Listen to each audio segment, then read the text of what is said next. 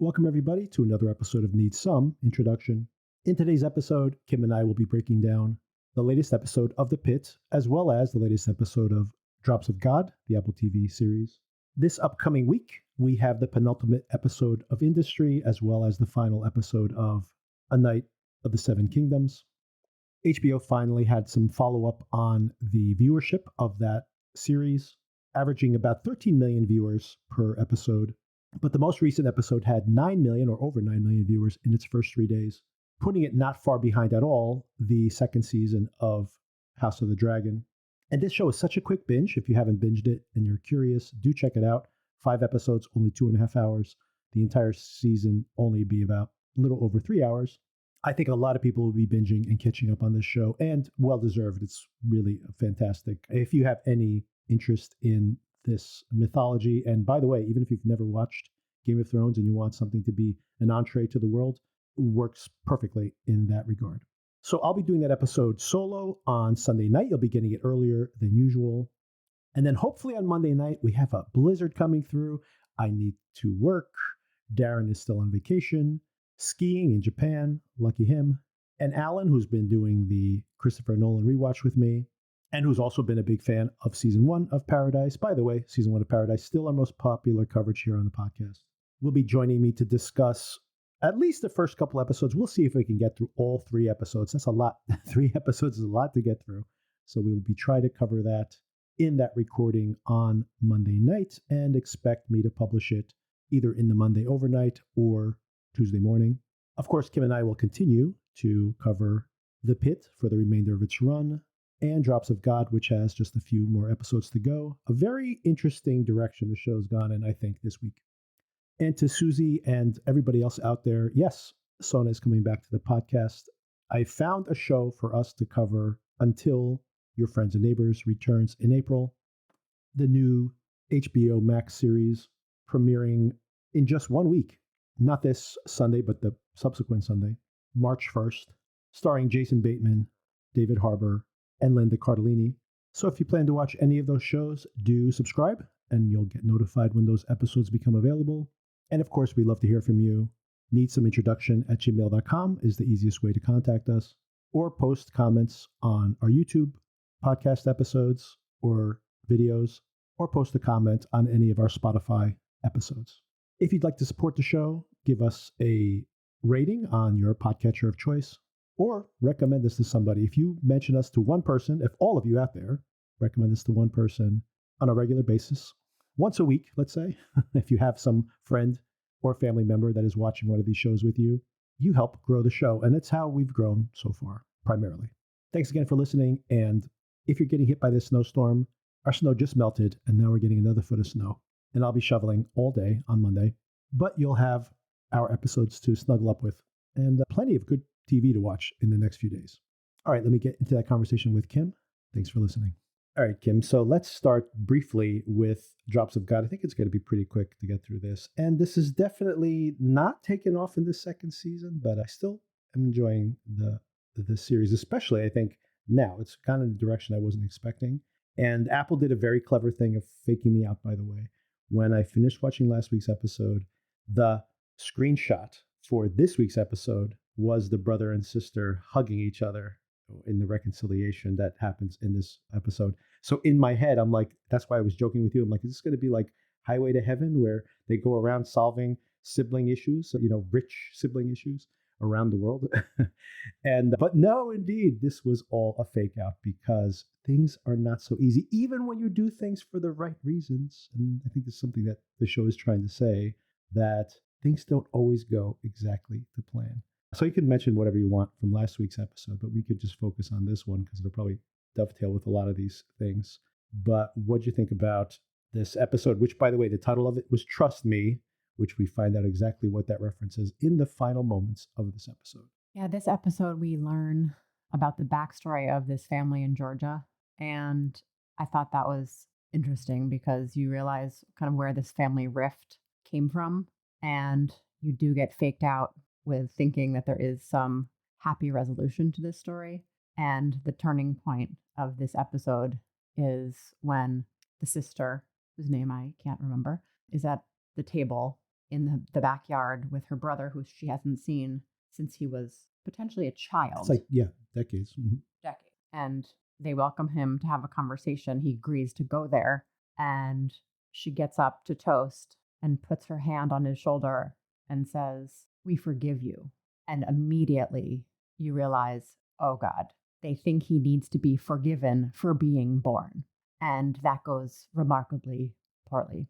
Yeah, it's interesting. I had actually this season thought that the show had lacked some of the subtlety that I liked in season one. And just to touch on some of that, I think it's really interesting. And this is in reflecting on Susie, by the way, who just read your email today. I don't know if you're listening to this because I think you're behind on Drops of God, but you will eventually hear me say this, which is part of what you mentioned in that email, Susie, that is. I thought was really interesting. It's just something I've observed here on the podcast as well, that there is something ominous in this show because the trauma that there is there, despite all this beautiful wine porn that we're watching every single week, the ominous nature of the show is these people needing to go into their own psychology. And directly to that email, Susie brought up the fact that the memories that Camille has of her youth, these happy memories with her dad, are in this. Once again, just purely psychologically, whenever you go underground in a movie, it's descending into the subconscious. But it's the idea that she has these really pleasant memories of this tasting with her dad in that wine cellar, and how creepy and dark, and how, once again, we're going under the surface, right? And we have it here again. When Davit confronts his sister, he goes back down to the wine cellar, and they're like, "That's the one you pissed in." And he's like, "Do you know why? Because he abused me." So now we're like going under the surface, not the pleasant, the colorful and lush of vineyard, but what happens underneath, right? And that is the thing that this is, this presentational version of it, that we're all going to have this party and we're all going to hug and dance, but that's a lie, right? And the truth is that for years, this has been under the surface. And it's interesting. I thought that it was so obvious how the show was paralleling these stories. And then I think in this week's episode, how much more clever it is about it. Because here we have this abusive father who is like Leger, abusive in a completely different way, like a physically abusive and perhaps monstrous person who nonetheless picked one sibling over the other. All of this parallels what happened with Camille and Issei. But also why? Because of his fixation with his wine. Now, Leger is like, I want to be the most famous wine seller. This guy's like, I want to make this wine that no one else can have except for this church, because he has his own rules of purity. But it's still this obsession with this wine, which led to this abuse of his family, right? And again, it's just like Leger. He has simultaneously given this legacy to this family, but cursed them with this legacy as well. And it's the two sides of that. And yeah, I thought this is actually much more intelligent way to deal with all these family traumas, because we've been talking about some of this stuff within my extended family and yours as well, that there is like all of this, the legacy of family, and this version of it where it's like we all get together and we all hug and we tell stories about when we were young. But then there's a dark side to that too, and also an anchor as well to that people have to deal with. And the show is literally presenting both of these things at the same time. Yeah, I think that is a good analysis of this.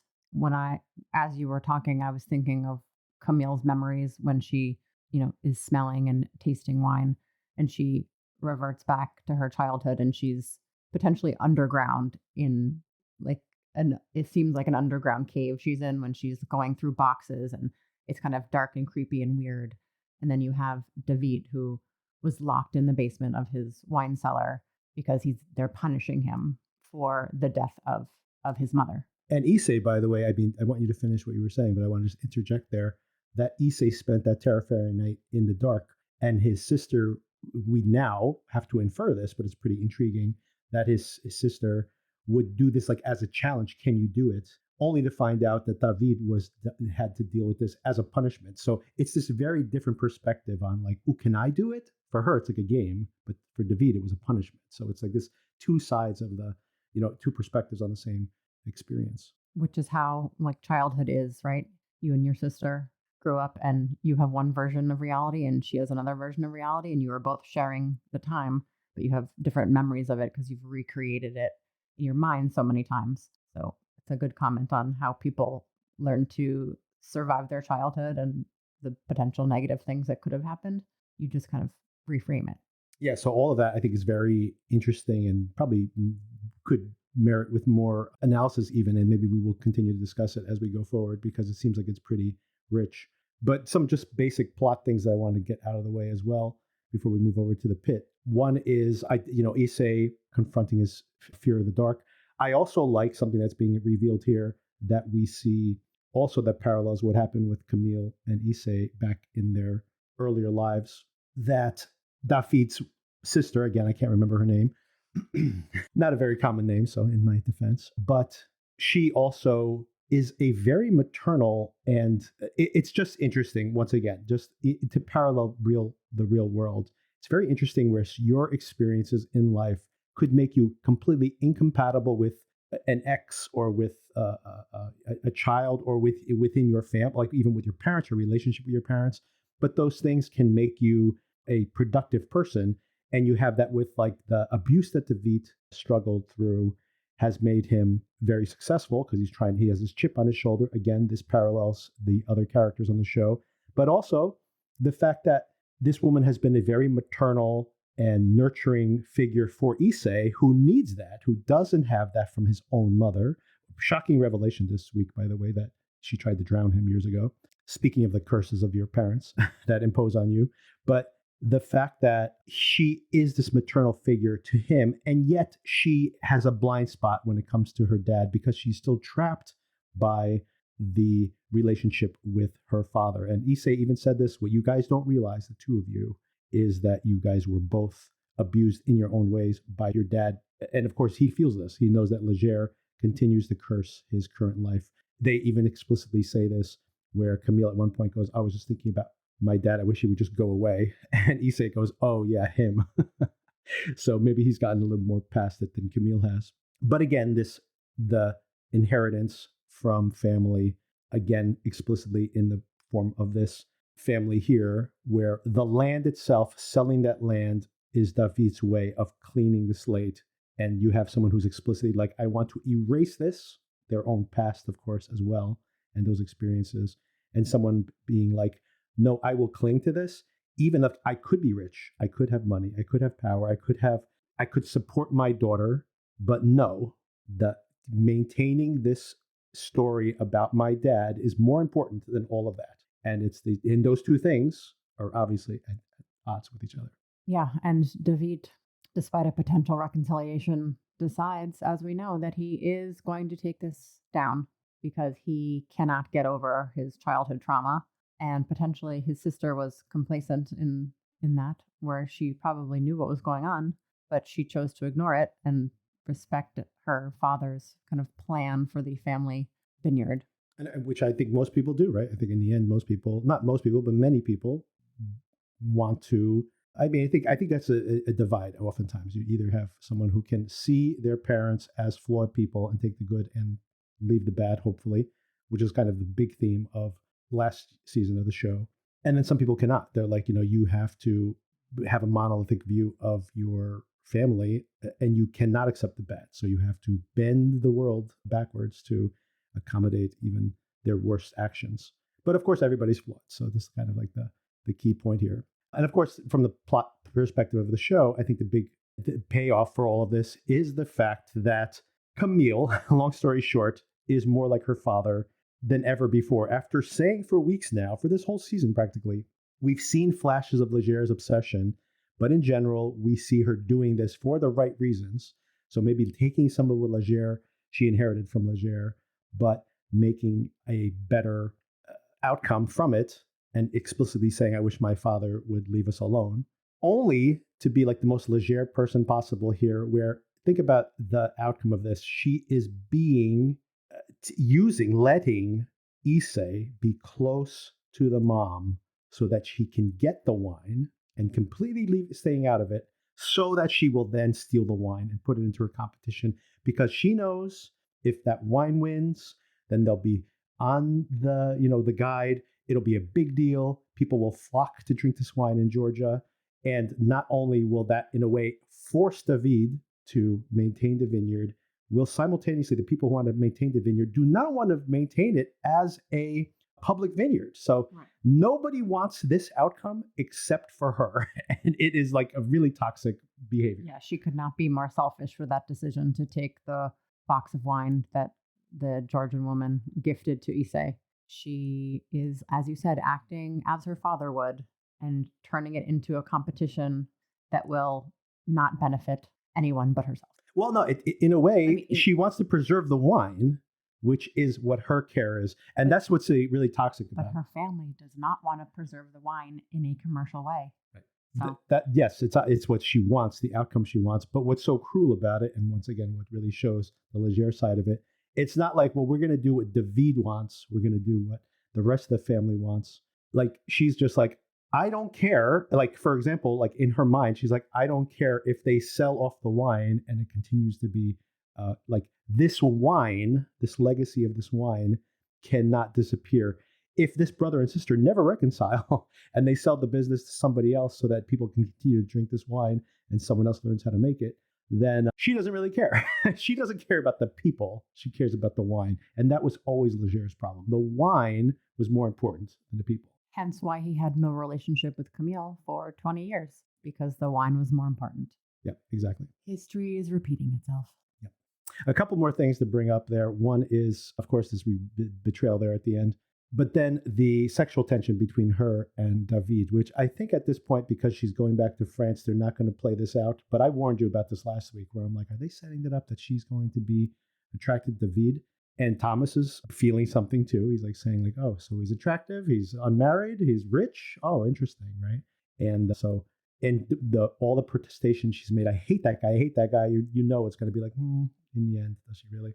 I know in that scene where they're drinking wine and listening to music and he approached her, I didn't think it was going to go that way. I thought she was going to give in to his advances. Well, I think she probably wants to, which is the problem, right? So, that whole scene before the approach, she's seducing him with, part of it is to get him on her side to be more amenable to the wine outcome. But I think there's an attraction there, obviously. And when she says no, he then punishes her by making her eat dinner alone. So he's a manipulative character also. Or he's hurt. That's the other thing that they've mentioned as well. So, yeah, I mean, I think that there's more to him than that. But yeah, so I like the irony of the show where in the end, he has achieved all this as a way to spite his dad. And I mean, for everybody who's watching Industry, I couldn't help but this parallel as well. If anybody's watched that, where Harper on that show specifically says that she had wanted to make herself so successful that she would be undeniable to her mother. So it's like, again, like driven by spite.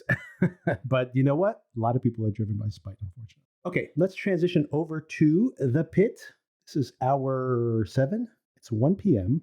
So let's start at the end and work our way backwards. This is a very messy episode. Last week's episode was very, very focused and was my favorite episode of the season so far. And now this one was very messy, but of course, that's why I want to kind of start at the end. We pretty clearly now have the thing that is going to lead to this catastrophe. I thought it was, it's 4th of July. It's going to be some fireworks thing. It definitely will be. I think that definitely is going to happen over the course of the season. We're seeing some heat exhaustion. So there's some badness happening because of the 4th of July weather, but not a fireworks catastrophe. Yes, the big catastrophe, I believe, is pretty clearly going to be this computer outage. So I just rewatched the last few minutes of this episode with you, and I had so many interesting thoughts that ran through my mind in just thinking about using, or I should say losing, the electronic aspect of medicine. So my first question to you is, this is a really severe outage, which I don't even know. I'd have to do some research to see if there's been any kind of corollary where a hospital's actually gone offline completely due to a cyber attack.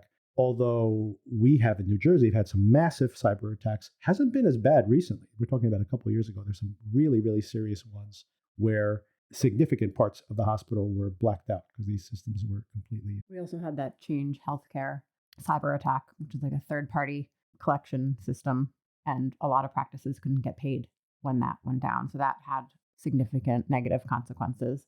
I have not seen a hospital go completely offline. We're not just talking the medical record. We're talking literally everything. The phones are off, the internet's off, everything's shut down. So it's hard to imagine trying to function in this setting without any of these modern conveniences that we use now. Of course, medicine, when I first started, was not electronic. We literally had to go to radiology to get the films for the x-rays and the CAT scans and physically look at them. They weren't on a computer monitor. We had to get the lab to print out the results on paper so that we could review the lab work. We hand wrote our notes. When I worked in the ER, we called it the newspaper. It was literally like a 6-page thing that you could fold in different directions to fill out your charting for each patient. And then you had them all on clipboards. So the thought of managing it that way is like hard to even remember how we did it. But we still had the internet. This is potentially no internet service, right? So now you are basically doing wilderness medicine at this point. If you can't send a lab, you can't get an x-ray if we're offline in the way that they describe. So that is catastrophic. Yeah, so that's exactly what I was going to mention, is that you have this probably situation in those other hospitals that were truly catastrophic. I have to do that research before next week to see if there's any real world analogs where something this debilitating happened. Because as you mentioned, most of the, and I worked in IT also, so I remember when I had my IT company, there were so many cyber attacks occurring at that time, and it was always in the news, but it was like partial shutdowns of a hospital. There was never like this full like Wi-Fi blackout, which of course they have done. They're doing this themselves. It's not the cyber attack that has taken them offline. They are repelling these cyber attacks, which by the way, I think we see part of it right here, that even when we see that the sign language, not laptop, I guess it's a the video iPad, interpreter. The tablet there that they use is all glitchy, which it makes perfect sense. I mean, if you are literally getting, someone's cyber attacking you and you're getting way more traffic that has to be defended against, that is slowing down the entire network in general. So in this case, they're actually taking themselves offline to wait for this wave to pass. And it could be up to 24 hours based on the trailer we see for next week. So it's a really catastrophic result. But it made me think about two things simultaneously. One is there's a very simple interpretation of saying like, oh, we're too reliant on, there's that kind of tech phobic version of this where it's like we're too reliant on technology. And look, we just unplug the internet and they can't do medicine anymore. And that's probably what we're going to see over the course of the rest of the season. But to your point, like the way we did medicine before was not better. Do you think people had better outcomes when it took you 3 or 4 or 5 times longer to get a CT scan, to go get something handwritten? And people, by the way, who still love fax machines, do you think that was better? If you have a cyber attack on your fax machines, by the way, there have been cyber attacks on fax machines at hospitals. It is the easiest thing to break. You don't even need to like get onto the network. You just find the fax number and you just send millions and millions and millions of faxes to that fax machine. No one will ever receive a legitimate fax until the queue clears, which could take months and months and months. And the only way to stop that type of attack is to literally unplug your fax machines. So I'm like, that's not going to solve things either, right? So I think that we're going to see all that play out. But like I said, the two sides of it. One is we turn off the internet, and this is all of us in our lives, by the way, right? Turn off the internet, and like, how would you be able to do basic things? But then, of course, it's not only the fact that you're reliant on that technology, the technology allows you to do so many things that you couldn't even do before. Like if you think our medical system is overwhelmed now, if you had to manually read paper and hand it to people before they could do surgery, do you think people are getting in and out of the surgeries faster? Absolutely not. No, this profoundly slows down the process and how people work, right? In my recent reality, we have had our electronic record go down for maintenance purposes. When I worked in the ER, it would be like between midnight and 2 a.m. There would be a 2-hour downtime where you couldn't write electronic notes and get results in Epic. And if you're working that shift, you're like, my God, how are we going to survive this 2 hours? The radiology system was still up. You could still do a lot of things. You just couldn't chart and you couldn't get lab results in front of your eyes instantaneously. So we're all used to this instant gratification, which makes your job so much easier and so much more efficient. But even with a 2-hour blip in your day where you don't have an EMR, you're paralyzed. So this is going to be way more catastrophic than that. Oh yeah, and then you will not have their medical records as well. Speaking of which, by the way, while you were watching this episode right now, I just had my phone open and I was looking at the social media chatter around this episode. And the very first thing that came up was someone responding. And I'm sure most people are aware of this, but there was this conversation. I just happened to be the first one that popped up, but a social media conversation, someone saying like, why are these computers connected to the internet anyway? It makes them too vulnerable. These hospitals need to be like behind like a pure firewall where the system can't talk with the outside. And I think that's such an ignorant way to think about how the world works now. I mean, like Epic, most of your billing and all these platforms are cloud platforms. If you can't communicate with them, you can't bill, you can't do any of your day-to-day things.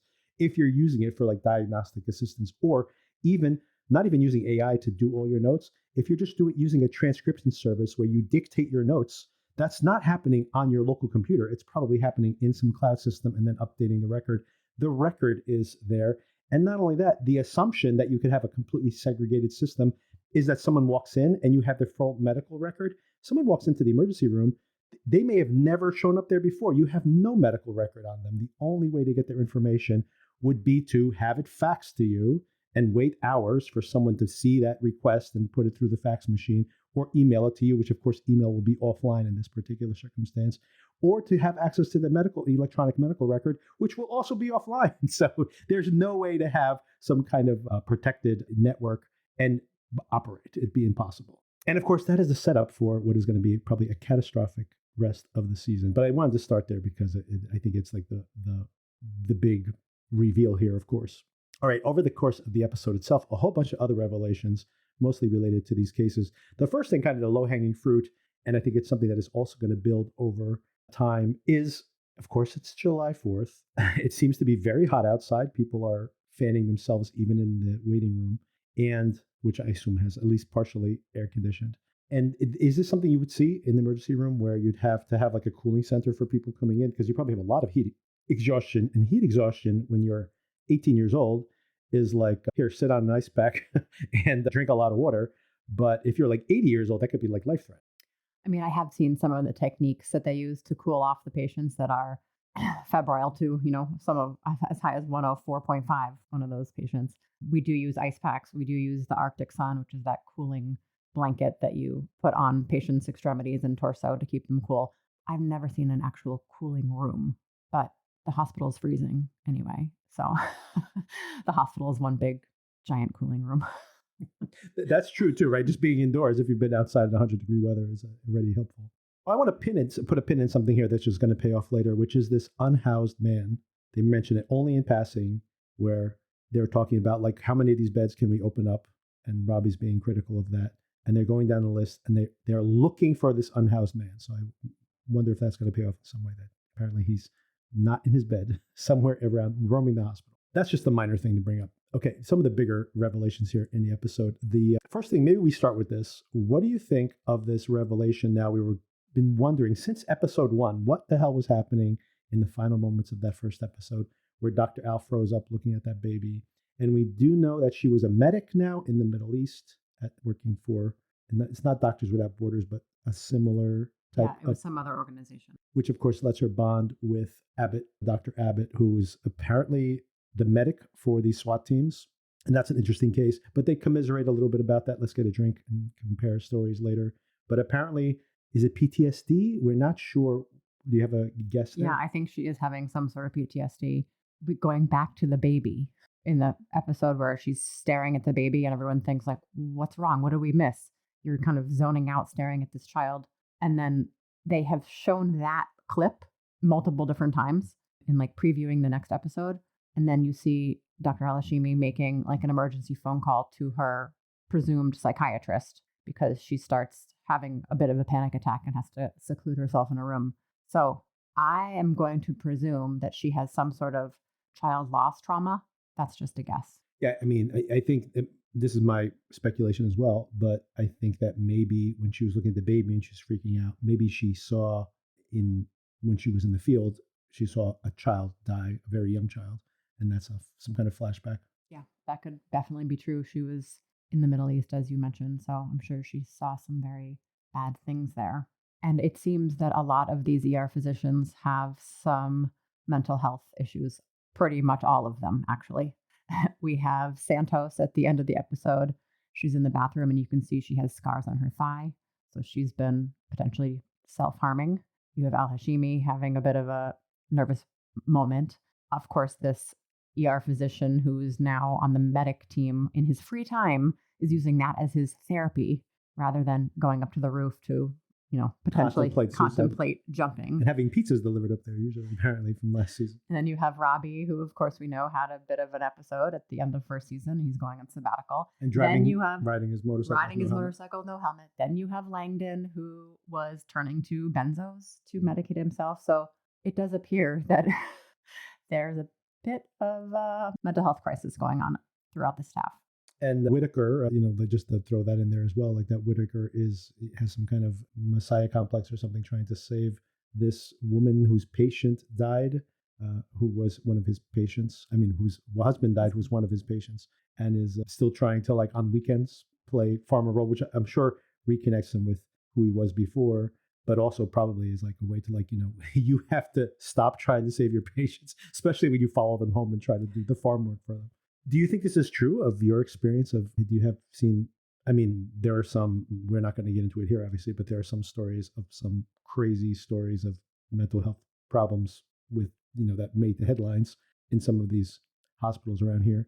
But just at a more mundane level, do you feel like the stresses of this type of work, especially when you're working in trauma, do you think that that is something that drives these people? I mean, the interesting thing about it is that in season 1, it made it pretty clear, especially when you saw Langdon, that it was almost like they have admitted that part of what attracts them to this work is the chaos of it. So do you think it attracts a certain type of person who maybe is more prone to have these emotional problems? Potentially. I think you're drawing people in to the medical field who are type A personalities, who want to study hard and get things right and be able to figure out how to diagnose and treat patients, which is just a challenging field in general. So in order to get yourself to the point where you're succeeding, you've gone through a lot of stress yourself in order to accomplish that, to get to be an ER physician, for instance, or a surgeon.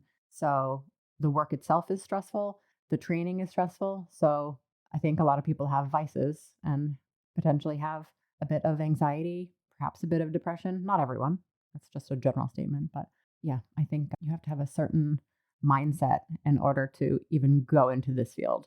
And everyone needs some sort of way to treat their inner anxiety. Yeah, it's interesting. There's like this gallows humor that you see also like in people who live in, like, have other type of high stress jobs, whether they be like firefighters or policemen, and especially police detectives, which notoriously have very dark humor. I guess the only way to deal with, your caseload of dealing with deaths on a regular basis.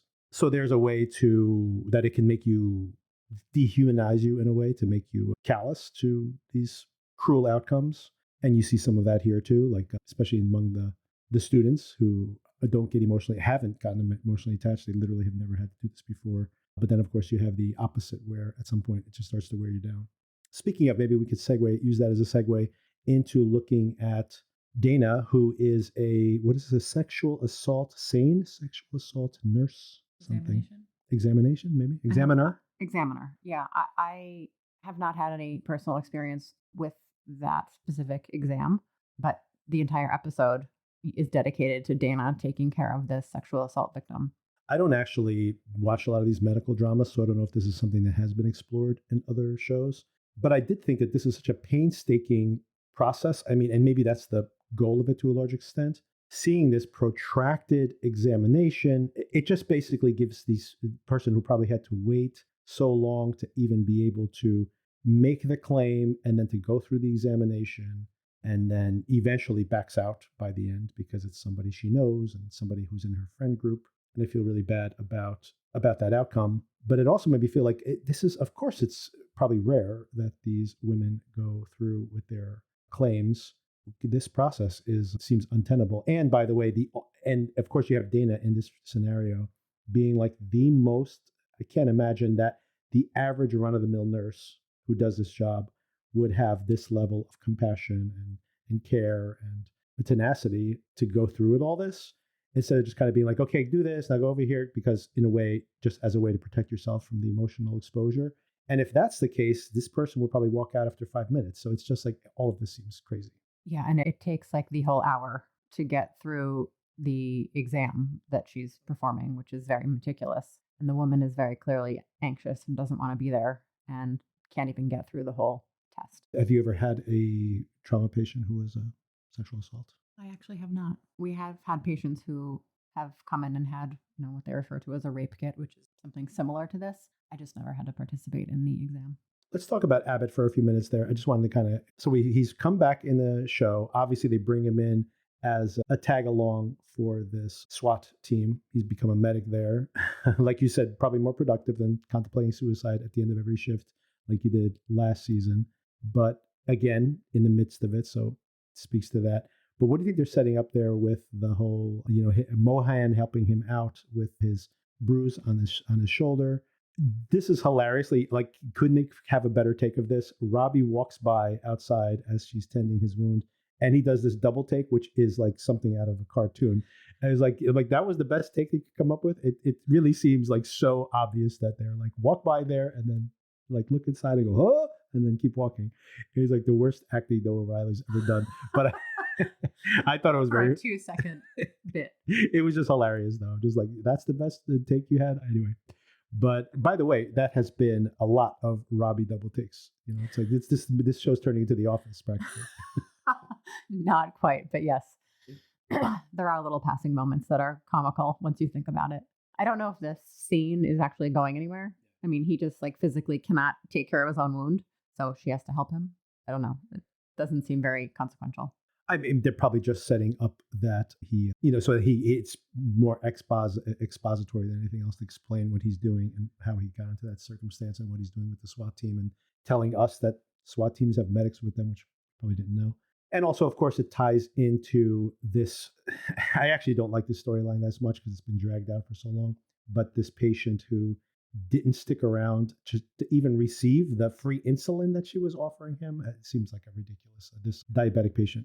I know. I'm so mad at this guy. She was going to hand him this free bag of supplies, but it apparently took her too long to get everything together and he was out of there. So I know. I mean, some people, when they gotta go, they gotta go. I've had many patients tell me, I can't wait for my MRI. I can't wait for this. I'm signing out against medical advice. And then I'm like, here's, sir, why you shouldn't do that. Because you could be dead soon. We had a patient who has many issues, signed out against medical advice 3 separate times, needed a major vascular operation, which we were debating even doing. And we actually did it. And he left the hospital on post-op day 2 against medical advice. Then he came in again because he had a problem with his foot, which he's had ongoing. And guess what? He signed out against medical advice. He's not the type of guy like the diabetic who is a rational person, but it's very hard to help people who can't help themselves. And in this case, it's a financial problem. So I honestly have a little bit more sympathy for the diabetic than I do for my patient. Another thing I wanted to mention here is we have this scene where Robbie and Langdon end up going to receive this patient on the rooftop from the helicopter. And Langdon tries to do his usual 12-step spiel with Robbie. And Robbie's just like, look, I'm glad you got the help you needed, but I don't think I want you. He's not forgiving him. Yeah. I just don't know if your judgment is, and this is what I like about the show, to be honest. Robbie could easily be like this saint who walks around, but Robbie has his flaws too. And this is a perfect example of it, that not only is he letting this personal thing with Langdon get in the way, he only has to be there for one day and then he can walk away and then come back and continue this with Langdon if he wants this animosity. But it's also like we see Langdon start to second guess himself immediately afterwards. And Robbie's like staring at him like, say the right thing, say the right thing. And it's like the patient's life is on the line. You do not want to let your personal BS get in the way.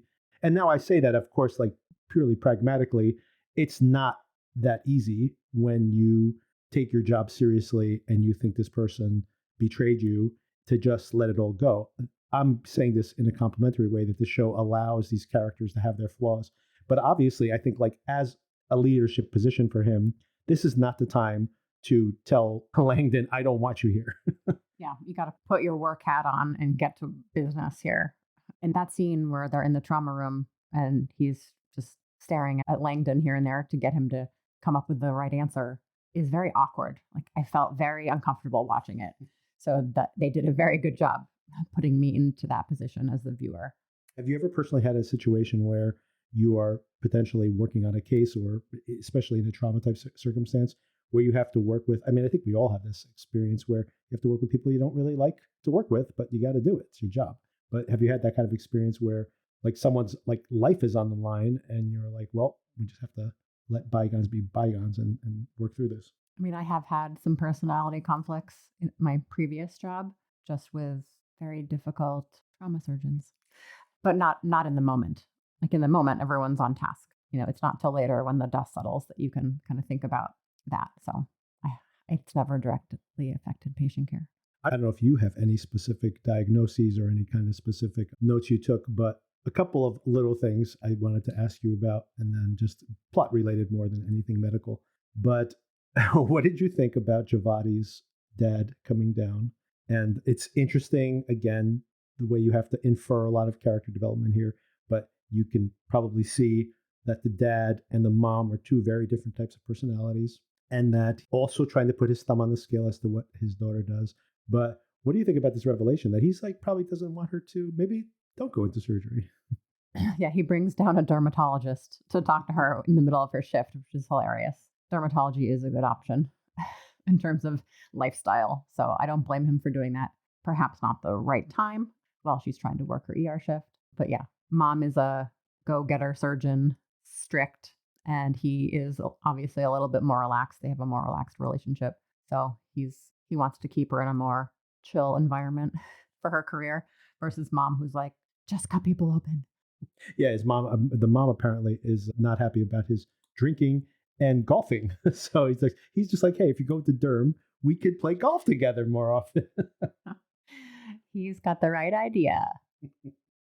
And another more pressing plot that has tied itself through the rest of this show, and I'm sure we'll still have some additional payoff, is this ongoing story about this cancer patient who, this is really upsetting to me to watch, by the way, having the kids there, and she's obviously like performing being the doting mom in the moment, but we know from everything she said that she really just kind of wants to be alone on meds and kind of ride out this moment of pain and maybe just ride out the rest of her life if need be. And like the husband, I don't know, I'm very empathetic towards him as well, by the way, and obviously does not want to deal with the fact that he is going to be alone with these kids once she passes away. But that is an inevitability. And this is like a lose-lose situation, obviously. But the idea of like dragging her home to what? To what end? Is she just going to be sitting in bed on a morphine drip while the kids jump up and down on top of the bed? Like, what is that? Yeah, she's made a decision that she doesn't want to die in the house, which was not her decision before because she was on home hospice. But now as she mentions, she doesn't want to be a ghost roaming around their own home, which the children obviously don't like that comment. But I can see where she's coming from because sometimes when she wants to separate herself at this point and die in the hospital, which is an okay decision that he has to just kind of meet her halfway on because she is the one in charge of her decisions. And maybe the only other thing I have notes on is this ongoing story again of this law student who's had some kind of psychotic break. And I thought all these interactions were interesting too, where the parents are like, we're just going to take him home. And they're trying to, as politely as possible, be like, he's hearing voices. It's probably not the right choice to make. And, but then also, of course, the revelation that perhaps there has been some mental health issues in their past. And I think that's really interesting too, because I think that's also very true to life.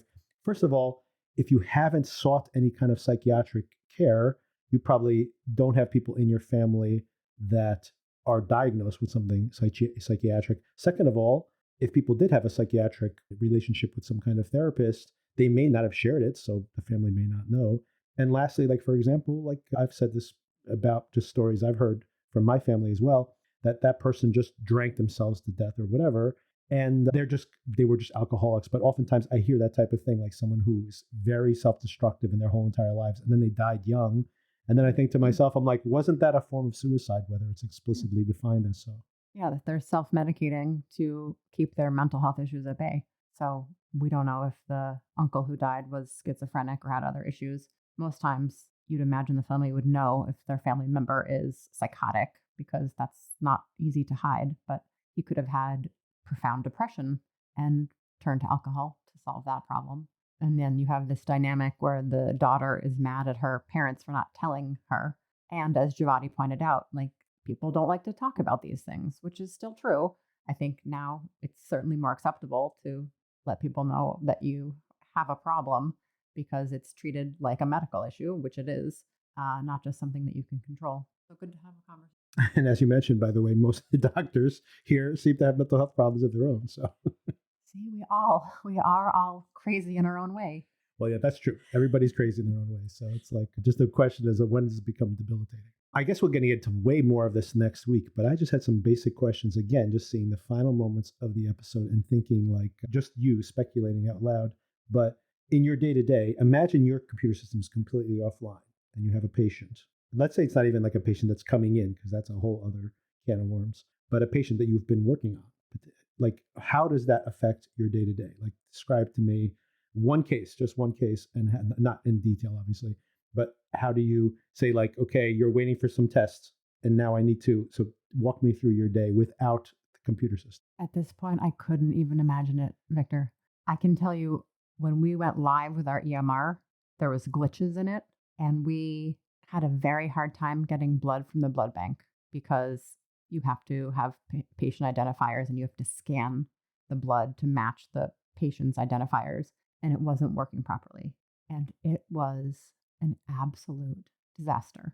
So patients in the operating room literally couldn't get blood transfused during surgery. And probably shouldn't be discussing this on a podcast, but nobody died because of it.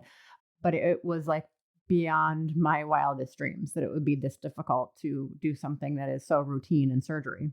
So my day-to-day without just an EMR would require paper charting and having the lab fax you information. And it would just be so profoundly frustrating that it would be hard to get through the day. Yeah, so as you're saying that, I'm just thinking to myself, exactly. I didn't even think about the blood, but yeah, I think we're probably going to see that, by the way, that, the barcodes on those patient records and to blood match, etc. You don't have barcodes. You don't have Right. any of it. But I was going to say that they have numbers on there. So I would almost guarantee it by the end of the season that we'll have a circumstance where someone gets the wrong blood because someone is eyeballing and they're like off by, because like it's not like the numbers are so unique that they start like they're going to be off by like one digit. And you're going to be like, okay. And then you're going to give them the Or wrong potentially there's no digits because you can't print a label Yeah. for the blood. Good point. So yeah, there's now everyone's getting type O negative blood. And there's only just so much of that. Yeah, I didn't even thought about the blood transfusion, but just you just crystallizing just like one step in the process that is going to be completely ruined. But everything, like, checking out meds from the dispenser. Like potentially you can't even get medication out of the Pyxis because that's electronic and that's online. You can't even open the doors of the Pyxis. Well, I mean, the power won't be off, so I would be surprised if they have to somehow override it and so that they can open it. But then, like you said, like how do you check like the dosage taken, all that stuff? The patient's names will come up on the machine. So you select what patient you're taking the medication out for. There's no patient to select. You can't administer, or you can potentially have the pharmacy bring you up medication that's labeled and you can say, all right, I'm giving you that, but there's no documentation of this. And how is Dr. Al going to function without her AI tools? She's going to have to lock herself in a room again and have some meditation time. Poor Dr. AI. What's she going to do? So yeah, I'm sure there'll be more criticism of AI. And speaking of cyber attacks, from a technical perspective, I am honestly astounded that as bad as some of these cyber attacks have been, that they haven't been more catastrophic because we are so unprepared for cyber attacks. I'm not talking about medicine. I'm talking across the board. Anybody out there who's had company that's been ransomware, and you think about just having a small office and having to do everything manually, temporarily, how excruciating that is. But imagine a large corporation, like a large bank or something, has all of their bank accounts locked out. And we live in that world every single day. We've done very little to protect ourselves against it. And that's amazing that it's not more catastrophic than it is. And you think about AI in general in both ways. A, what happens when we have more dependency on AI and we're offline to these systems? If we've literally outsourced our diagnostic abilities to these tools, what are we going to do when we're disconnected from that hive mind? And on the opposite side of that, right now, again, I am astounded oftentimes that we have not suffered worse consequences from a cyber attacks. What happens when you have a swarm of millions or billions of little bots that are targeting your hospital? It would be absolutely impossible unless you have your own swarm of anti bots to. And once again, the cyber security setup for most hospitals, they're looking at technology from 20 years ago. They are not ready for a bot army that can adapt to their defenses. Victor, this might be the next Christopher Nolan movie. It could be. We'll see if after the Odyssey, if he goes from 4,000, 5,000 years in the past to 5,000 years in the future. Perhaps. But you know what? It's not 5,000 years in the future. Cyberbots are coming like next week. Oh, God. This, the worst thing about it, if we have some kind of colossal cyber attack, Kim, the worst thing possible is, what if people can't hear my podcast? That could be the worst thing ever, because then I would have to listen to your podcast in real life. You'd be an audience of one. I'd be recording them all so we could publish them all once the AI apocalypse passes. We would get through it. Yeah, we'll get through it all together, everybody, even if you can't hear those episodes. We won't need any blood transfusions for that. That's when everyone will know that some things are really, really bad, when they can't get the podcast.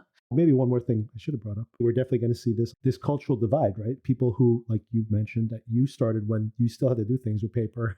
These kids that are here, I have no idea. They have never done anything manual. The way they do everything is like, and then I go to the computer, and then I go to the computer, and then I go to the computer. Yeah, until you've lived through the time when you're going to radiology and putting a physical chest x-ray against a light box. That's what we used to do. And I've only been working in medicine for 20 years. So we've made profound advances in technology. But yes, the younger generation, although they were pretty creative with the catastrophic events of the first season, these medical students, because they are slightly less reliant on, the creature comforts of medical technology. But yes, no clue about having none of it available. Yeah, I mean, what's interesting, of course, is we are in a way going back to the season 1 catastrophe, where, of course, the computers were live, but there was no time to do that. You were just continuously in triage mode. So, and by the way, right now they're still in this in-between period where they can kind of keep things normal. But if they're still getting these diversions, and eventually it's going to be 100% triage, like just these people can live for an hour, they're priority 1, these people can live for 2 hours. We don't look at them until, and it's going to start to backlog that way. But I was also going to say that this is, I didn't think about it till this moment, but this is obviously why they've brought Abbott back into the fold. Coincidentally, he shows up as the SWAT medic because, hey, he knows how to improvise. In the field, that's all you do, right? And of course, Dr. AI, she actually apparently has had this type of experience as well. What I was also going to add was, you have these 2 other major hospitals that are offline because they've been attacked. Mm-hmm. And now the Pitt is functioning like those hospitals. They're just going to have to open those hospitals and have them all work in this way. Exactly. They're going to have to start saying, you can't divert here. We're offline too. So what we can't help you. Everyone is in the same terrible position. So deal with it. But that goes to speak to the fact that even if they're not being diverted there anymore, that the situation still is going to build up, because in all locations, they're going to eventually hit capacity. They've been shut down longer. So there still is going to be overflow to them because it's like newer to them. But the overflow is just going to keep backing up, whether it's directly or indirectly, patients coming back to them. Like the patient who went to different hospitals for the shoulders and came back again anyway. They're going to ship him out to another hospital again. They'll just have him in ambulances driving around all town to try to keep him at bay temporarily. And we still will not. I wonder if we get through, maybe this is the betting odd. If anybody who does online betting, I wonder if there's a bet for this, that is there going to be, are they ever going to get a full differential on this deaf woman before the end of the shift? Definitely not. She's going to be in the next season also. 15 hours later, and she'll still be like, we don't have time. You have a headache. I don't know what to do with you, lady. There's way more pressing issues going on. There's always going to be something more pressing on this show than her. Well, the problem with her is that she's going to have something bad because they haven't been able to communicate with her to actually get her history. And still, Dr. Santos walked out again. We still don't have this woman's history. So that does not bode well for her. I was also going to comment on when they found out what the problem is with the other hospitals. I think it was Princess who goes yes, because apparently she's the one who guessed that a cyber attack was going to be Now we know. this outage. So We also found out she's a little bloated this week. it's the hot dogs. Today, yeah, it's true. The hot dog. But she just won a bunch of money betting on what the problem was. So she'll won. get over her bloating. She won. And she'll lose as well. She won. I don't know if this is winning, but yes. Oh, speaking of that woman, the woman who's still waiting for a translator, I get so annoyed by this. It's just like, take Dr. Al's questionnaire that she was giving out, those like passports. And it's like, while you're waiting for a translator to come in, hand this woman the passport or whatever, and like fill this in, and I'll be back in 10 minutes. Like, why are they still relying? I think it's in a way, it's subtext to being reliant on technology. Yes. There are non-technical ways to do this. Just because there was a way to do it, you need to improvise sometimes. It's called pen and paper. Yes. This woman is very capable of communicating, and she can write. I've had my patients write on whiteboards. I had a patient who had a pretty bad stroke, but his only symptom was speech. So he could not communicate what he needed, but he was otherwise intact. And he wrote me down a whole story about, he's 94 years old. I have to get home for my wife. I'm the one who takes care of her. Meanwhile, he is now completely dysarthric and can't express himself at all. But he can walk, he can write, and he is still mentally intact, which is good for him. Yeah. I think all these young doctors are going to have to deal with pen and paper next week. What's pen and paper? That's a new technology I've just heard of. Everything old is new again. If it gets popular on TikTok, they'll all know about it. Dr. J will know about it on TikTok. All right, now I think we can really wrap up the conversation. So thank you again. And we will... You're going to think of something else we wrap up? I'm going to cut it off. Nope, I'm done. I'm done. I did want to comment on your hairstyle. Oh, you like this? Your hair is sticking straight up for the entire podcast until the very end. I was trying to go like the rooster look. All right. Thanks, everybody, again. And we'll... and some show notes that Darren is away skiing in Japan. You jealous? Darren, I'm so jealous. So he may be listening to this, maybe not.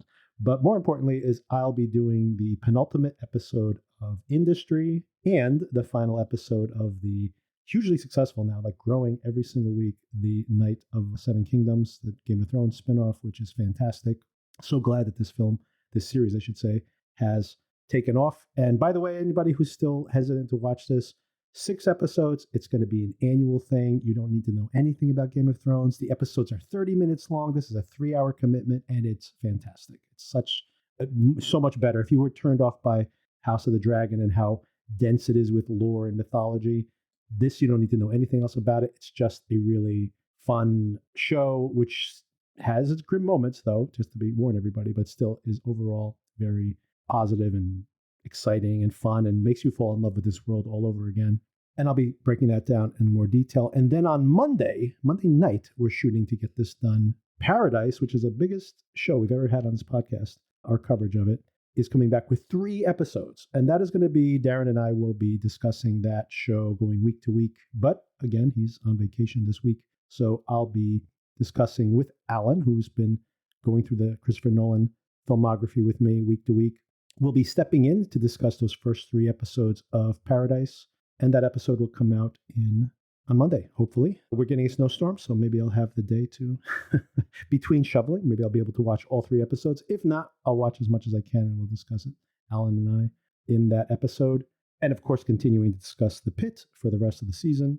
Drops of God has like 2 more episodes, I think, so we're pretty close to the end on that one, and we'll be covering that. Oh, and I just had a couple of people reaching out saying, when is Sona coming back to the podcast? Where is Sona? We miss Sona. And of course, we have been planning to cover Your Friends and Neighbors Season 2, but I found a show the very next week on HBO. Industry will be wrapping up. Of course, the Game of Thrones series would have wrapped up by then. And there's a new Jason Bateman series called DTF, and yes, that's what it stands for, DTF St. Louis, which is coming. And I told Sona, this is our next watch, Sona. We have a mysterious death. We have a dysfunctional marriage. This is our brand. Sona also really likes Jason Bateman. She does, but she didn't watch Black Rabbit. Sona, if you're listening, you need to fix that. Sona does not listen to this podcast. I'm going to call her right now and tell her to put this on. Just listen to the last. That she'll listen to only the last few minutes if you tell her exactly where to jump to. What's the timestamp? I'll let you know once we're done editing. So yeah, we'll be covering that show, and then of course that show runs right into Your Friends and Neighbors. We'll be covering Paradise week to week. We're still covering The Pitt, and then trying to keep Kim on the podcast, trying to find something else for us to watch when the show wraps up. That all remains to be seen, but lots of content coming, and we'll talk to you soon, everybody. Bye, everyone.